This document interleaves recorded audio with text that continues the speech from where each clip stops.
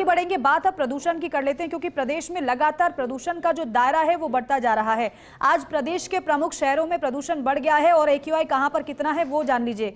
बारां में 265 है एक्यूआई, तो वहीं भीलवाड़ा में 273 है, भिवाड़ी में 219 है, बूंदी में 242 है, चूरू में 251 है, चित्तौड़गढ़ में 265 है, डूंगरपुर में 230 है, हनुमानगढ़ में 252 है, जयपुर में 204 है एक्यूआई, झालावाड़ में 267 है, झुंझुनू में 270 एक्यूआई दर्ज हुआ है, तो वहीं जोधपुर में 223, कोटा में 279, पाली में 224, प्रतापगढ़ में 222, सीकर में 203, टोंक में 326 है एक्यूआई और उदयपुर में 228 एक्यूआई है। और जयपुर की बात करें तो राजधानी के प्रदूषण में आंशिक कमी दर्ज हुई है।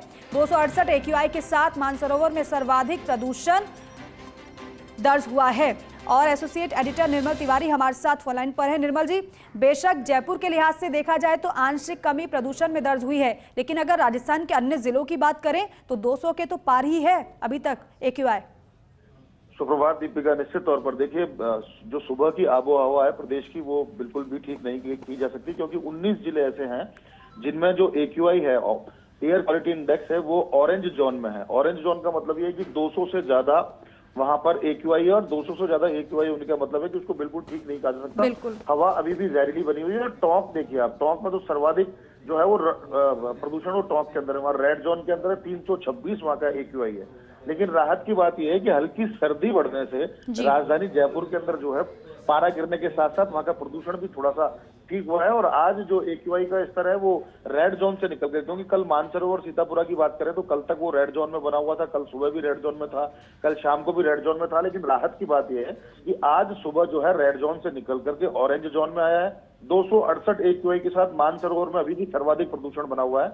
मानसरोवर में अभी भी लोगों को सांस लेने में, जो खासकर जो बुजुर्ग लोग हैं, जो दमे के मरीज हैं, उनको सांस लेने में भी तकलीफ का सामना करना पड़ रहा है। प्रदूषण नियंत्रण मंडल की तरफ से भी एक एडवाइजरी जारी की गई है, उसमें कहा है कि अनावश्यक रूप से जो सेंसिटिव, जिनकी स्किन सेंसिटिव है या जो किसी भी तरह के रोग से ग्रसित हैं, वो जरूरी होने पर ही घर से बाहर निकलें।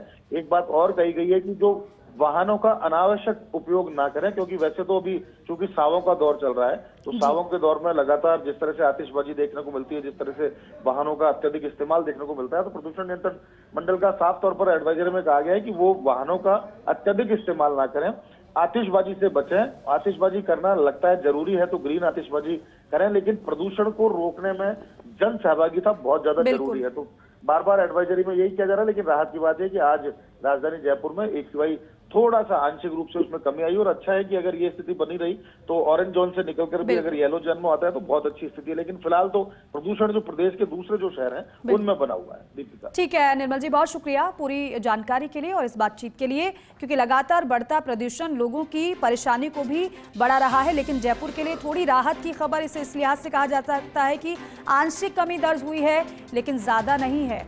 आगे आने वाले समय में जन सहभागिता का जिक्र जिस तरीके से निर्मल जी भी कर रहे थे वो बेहद जरूरी है, क्योंकि आम व्यक्ति को भी समझना होगा। लेकिन इसके साथ साथ यहाँ पर निगरानी इस प्रदूषण के बढ़ते स्तर पर भी रहने की बहुत ज़रूरत है, क्योंकि प्रदूषण अगर 200 के पार पहुँच रहा है तो वो भी खतरे की घंटी ही माना जाएगा, क्योंकि 50 से ऊपर अगर प्रदूषण का स्तर जाता है तो वो खराब ही माना जाता है।